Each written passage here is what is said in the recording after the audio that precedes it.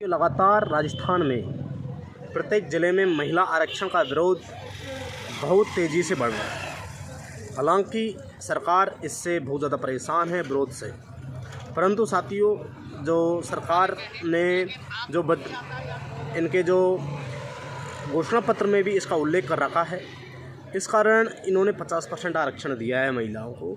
परंतु साथियों को पता है कि 50% महिलाओं को आरक्षण देने से वो सामान्य पदों पर भी जाएंगे और महिलाओं के अलावा जो सामान्य पद होते हैं उन पर भी जाएंगे और इस तरह से कम ये 62 से 65% तक पदों को कवर करेंगे।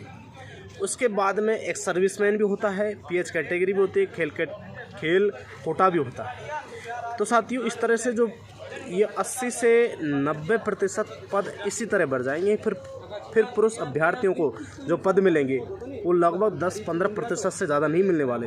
तो साथियों इसलिए प्रदेश भर में आंदोलन तेज़ी से बढ़ता जा रहा है और महिला आरक्षण जो दिया है वो यदि इनको महिलाओं को सशक्तिकरण करना होता तो सबसे पहले कैबिनेट या फिर विधानसभा में जो स्पीकर का पद है, चाहे वो लोकसभा में स्पीकर का पद है, चाहे राष्ट्रपति का पद है जो अभी दे रखा है, अच्छी बात है, प्रधानमंत्री का पद है, मुख्यमंत्री का पद है, कैबिनेट मंत्रियों का पद है, अन्य जो काफ़ी सारे पार्टियों के प्रदेश अध्यक्ष है, केंद्रीय अध्यक्ष होता है, इन तमाम पदों पर इन महिलाओं को बैठा सकते थे। इस तरह से महिला सशक्तिकरण का जो उद्देश्य था वो ज़्यादा पूरा होता।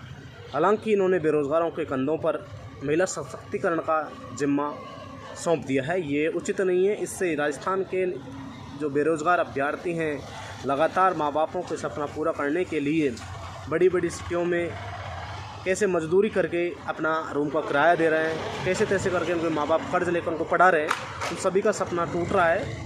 अब हम चाहते हैं कि महिलाओं को जो आरक्षण है वो 30 से बढ़ाकर उसको चाहे 33% कर दो, 35% कर दो, किसी को आपत्ति नहीं है। परंतु साथियों इतना भी आरक्षण नहीं बढ़ाना चाहिए था कि जिससे राजस्थान के जो युवा वर्ग के जो पुरुष वर्ग के अभ्यर्थी हैं उनका भविष्य बर्बाद हो। तो साथियों किसी भी महिलाओं का हो या पुरुषों का सशक्तिकरण का मामला हो, वो किसी दूसरे वर्ग को नुकसान पहुंचाते हो उसको पूरा नहीं किया जा सकता। इस बात का सरकार को भी और प्रशासन को भी ध्यान रखना चाहिए था। हालांकि ये नियम लागू कर दिया, इससे राजस्थान के लाखों बेरोजगार अभ्यर्थी हैं उनमें निराशा है, रोष है लगातार। इसलिए हर ज़िले के, हर तहसील के, हर गांव के जो युवा साथी हैं आंदोलन कर रहे हैं। अब इसको लेकर राजस्थान के मुख्यमंत्री महोदय से कुछ युवा साथियों की मुलाकात हो सकती है।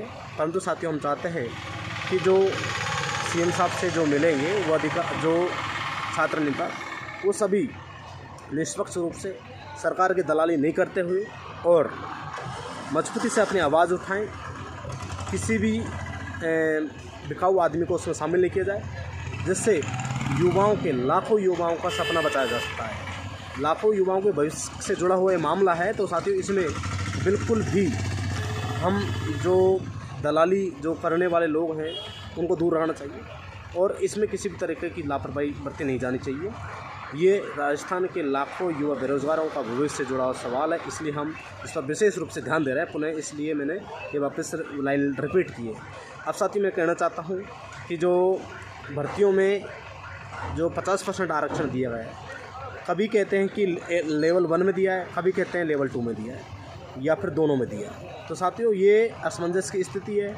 मुख्यमंत्री जी कहते हैं कि शिक्षा भर्ती में दिया है और जो शिक्षा मंत्री महोदय वो कह रहे हैं लेवल 1 में। साथियों अभी क्लियर स्थिति नहीं है। हालांकि इन्होंने जो नियमों में संशोधन किया है पंचायत राज वाले में, तो साथियों पंचायत राज के माध्यम से ही दोनों भर्तियों का आयोजन होता है। तो साथियों इस तरह से अनुमान लगाया नहीं जाए। हालांकि स्पष्ट रूप से कह सकता हूँ कि मैं कि जो पंचायत राज विभाग के जो इन्होंने नियम जो संशोधित किए हैं उस अवस्था में, उस स्थिति में, उस परिस्थिति में ये नियम दोनों लेवलों पर लागू हुआ। इससे पूरी शिक्षक भर्ती प्रभावित होगी और राजस्थान के लाखों युवा बेरोजगार जो पुरुष वर्ग के हैं वो प्रभावित हो रहे हैं। इसलिए मुख्यमंत्री महोदय को ये नियम वापस लेना चाहिए और 30 से बढ़ाकर 35 कर दो, किसी को आपत्ति नहीं है। हम भी महिलाओं के सम्मान में लगातार उनकी आवाज़ उठाते हैं और उठाते रहेंगे, परंतु महिला सशक्तिकरण का पूरा जिम्मेदारी बेरोजगार युवाओं के कंधों पर मत ला दिए, कुछ राजनीतिक नेताओं पर, राजनीतिक नियुक्तियों पर रखो। तो साथियों यही हमारी आवाज़ है। इस वीडियो को सभी संबंधित अभ्यर्थियों तक पहुँचाएँ और जो प्रतिनिधिमंडल जा रहा है उसको भी हमने बार बार चेताया है कि ऐसे व्यक्तियों को ले जाए जो सरकार की दलाली ना करें। सरकार की दलाली करनी है तो साथियों, राजस्थान के लाखों बेरोजगारों का जो भविष्य है ये बर्बाद मत करो। अपना जो काम है, जो कर रहे हैं वो करो, परंतु राजस्थान के हज़ारों लाखों बेरोजगार अभ्यर्थियों की आस उम्मीद वो टूटनी चाहिए। यही हमारा ध्येय है, यही हमारा लक्ष्य है, यही हमारा कर्तव्य है। बहुत बहुत धन्यवाद। Thank you.